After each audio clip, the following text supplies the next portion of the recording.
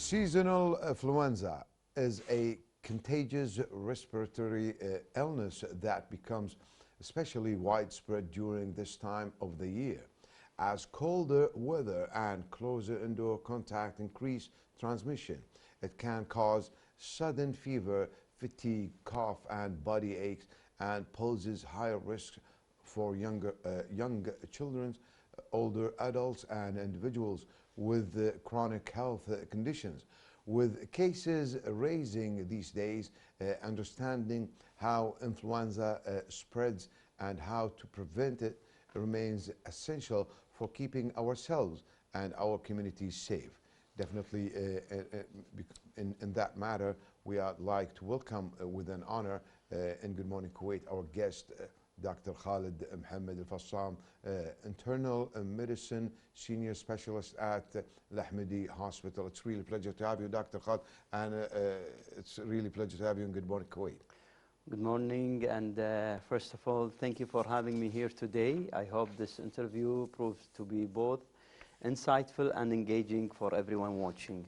Amazing. Doctor, to begin with, what exactly is influenza and how does it differ from other seasonal respiratory infection? Influenza, or what we know as flu, is a viral respiratory infection. It's caused by influenza virus, mainly type A and type B. On the other hand, other seasonal infection, or what we know as the common cold infections, are associated with up to 200 types of other viruses. Most common of which is the rhinovirus, which contribute to approximately 30 to 50% of all common cold infections. When it comes to the symptoms, influenza usually start abruptly or suddenly, and it's considered to be more severe if we compare it to the common cold symptoms.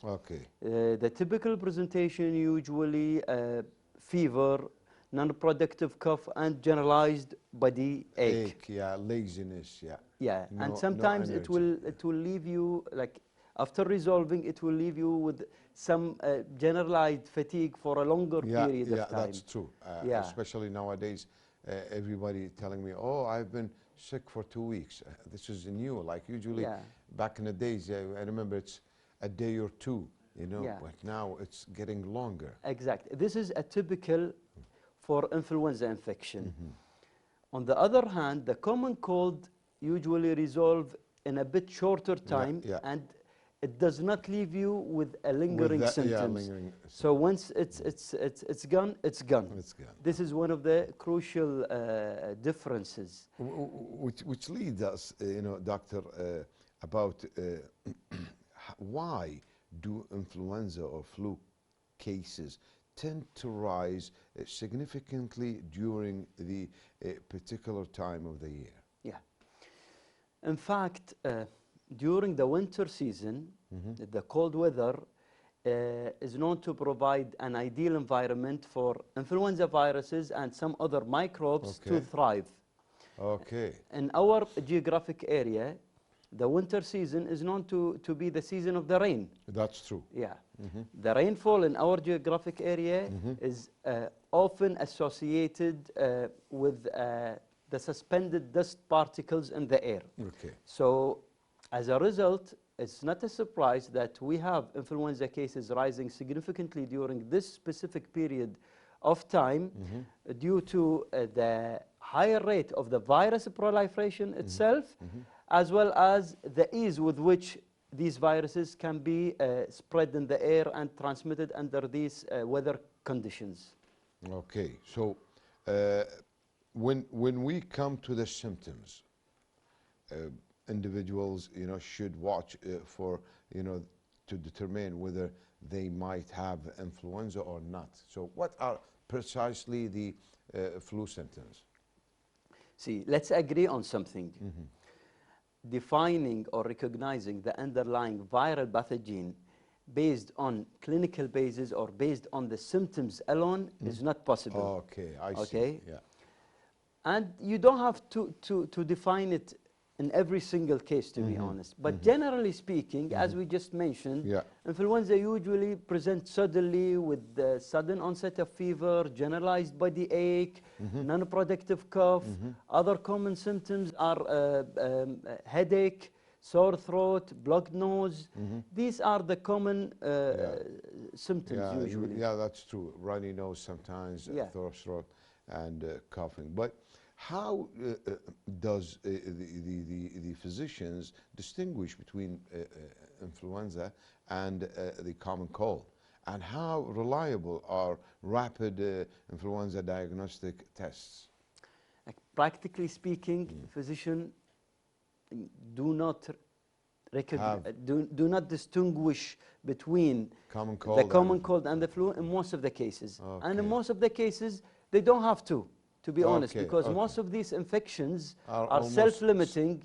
They don't need a specific treatment, but bed rest and sometimes symptomatic treatment. So if you have just regular flu, if you leave it, I know you will suffer for one day, but if you leave it as is and you relax, you do some drinking liquids like, for example, vitamin C's and stuff like that, it will definitely. Your immune system will handle it.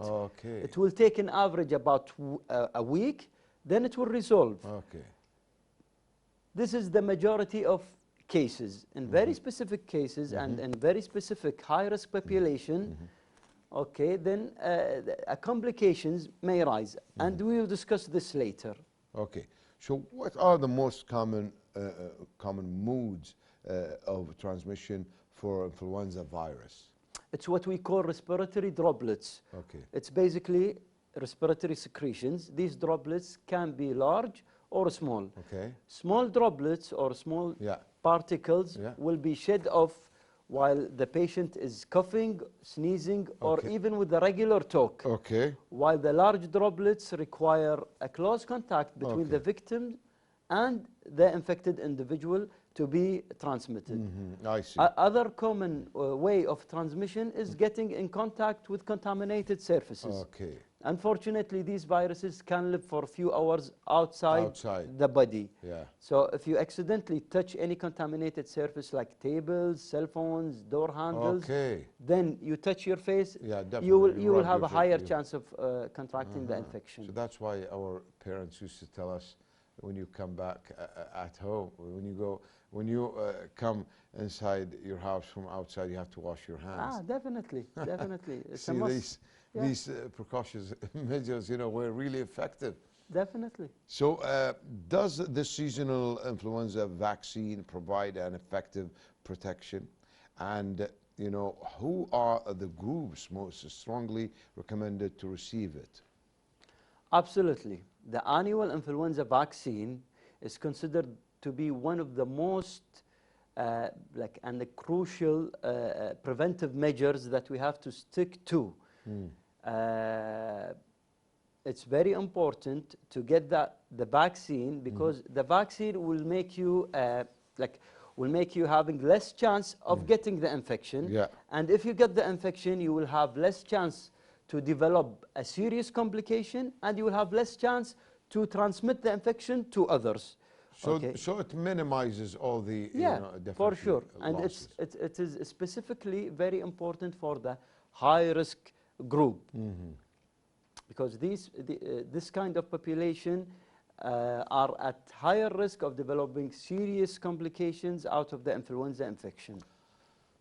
There is, I don't know, I want to tell you, my doubts, because there is a lot of talks, especially in, our diwaniyas, where everybody becomes a doctor. I know, doctor, that makes you laugh, but, in Kuwait, this is, everybody knows something, he would say it. It's just a part of socialization. Yeah, exactly, it's part of socializing. What I meant, they say for the provincial, the vaccine, they say it's not healthy because it has cortisol, and this is not healthy, especially for elders. If you are younger than 50, that would be effective, but if you are above 50, it's not going to be 50 years, you know, it's not going to be helpful for you. How accurate is this? No, study? this is totally inaccurate. Inaccurate. It does not have any cortisone, Okay. first of all. Second, it is indicated especially for the people above 65. Okay, I see. Because it will help provoking their immune system responding to the infection. Absolutely, yeah. So I think they are telling exactly the opposite to the true piece of information. You see, that's the Diwani. You know, sometimes when you're sitting in a cafe with a bunch of, you know, Yeah. men, and, you know, everybody start, you know. Being in a good mood. And Yeah. And they try to, you know, eat this and eat that, don't eat this. So, you know what I mean? All these herbs and stuff like that. So, Dr. Khaled, if we go back to our questions regarding, I mean, the hygiene, okay? Definitely, what essential hygiene and lifestyle practices, you know, help reduce the risk of infection, whether at home or in a workplace or in schools? in essence, just stick to the basics. Distancing. Good. Avoid unnecessary crowds. Yeah. Where You know, unfortunately, we kiss each other, doctor. Yeah. And some of them, you know, if he hasn't seen you a long time, he would hug you and kiss you very hard. Yeah, you have to be extra cautious, especially in the time of the influenza epidemics. Yeah. Okay. Yeah. So wearing masks, especially in the poorly ventilated indoor areas, is very important. Hand hygiene is very crucial. Very true. Of course, getting your annual influenza vaccine, as we just mentioned. Avoid unnecessary face touching and unnecessary touching like objects around you would decrease the chance of you getting the virus, of course. Good. So you can only shake hands, for example, or just say hi from far away, okay? And not need to, you know, hug and kisses, you know. There is always a backup technique. If you shake hand, if you touch, if you had to touch like many objects. If you suspect something, just go and wash just it. go and wash your hand. So basically sticking to the basics. That's it. Exactly. Now let's move to the antiviral, doctor. When do patients require antiviral medication, and should antivirals be used for every influenza infection? Should antiviral be used for every influenza infection? The straightforward answer is, of course, no. Actually, most of the cases, we don't have to use the antiviral. We use this antiviral in very specific cases. For example, if the patient is sick enough to be admitted to the hospital and he is confirmed or suspected to have influenza infection, in these cases, the physician usually starts antiviral as early as possible, preferably within the first 48 hours. Let's say that you are not sick enough to be admitted to the hospital. Yeah, you can bear. Yeah, you may consider antiviral treatment in the following scenarios. If you belong to the high-risk group, then after consulting your treating doctor, you may start antiviral. Okay. If you are somebody who is exposed to a high-risk group, you're taking care of some elderly patient at home. Sorry to interrupt you. When we say antiviral, means antibiotics? No. No. Okay. No, this is a common misconception. Okay. Yeah. Antibiotic is antibacterial. Antibacterial. Antiviral is just treatment to treat like against viruses. Okay. Okay. Okay. So yeah, go ahead. Yeah, if you are high-risk patient, if you are exposed to high-risk patient, and of course, if your infection is progressing, the symptom is getting worse and worse, then after consulting a specialized doctor, you may start antiviral. Otherwise... And what is the antiviral? Is like it there is a one needle or injection or what? No, it's a tablet. Tablet, okay. Mostly you will take it twice a day for 5 days, if it is indicated. So it's like a course? Exactly. Okay. And what is, Dr. Khaled, what is the most, let's say, common mistakes people make when dealing with influenza? Taking antibiotics, taking antiviral in mild cases, not getting enough fluids and get themselves dehydrated. I see. They don't stick to the proper isolation. Sometimes they present very lately, like very late to the hospital when it is indicated actually to present earlier. Not from the early beginning. Yeah. And of course, not getting enough rest. Rest is one of the most important measures that will help you recover like sooner than later. When we say rest, we means you stay home. You don't just go by doing, you know, the things you do every day. Yeah, exactly. You just give your body time to heal, to recover. So when should someone seek medical attention, and what warning signs should raise concern, Dr. Khaled? Non-resolving infection. Non-resolving infection. Means we are expecting this let's infection say a week and it passed a week. Like maximum 10 days. 10 days, okay. If it's still the symptoms is getting worse beyond this period, then you should present to the hospital. Okay. Worsening infection, it's progressing. And if you are showing signs of complicated influenza virus, you start to show complication. For example, it escalated. Exactly. You started to show high-grade fever, very difficulty in breathing, your level of consciousness is altered, your mentation is altered. This is especially obvious in the elderly patient or patient who suffer chronic diseases. Doctor, you know, honestly, it's really thanks for enlightening us. Honestly, we are really having fun here, you know, because we are really learning new stuff, and that's definitely very important for a lot of our viewers.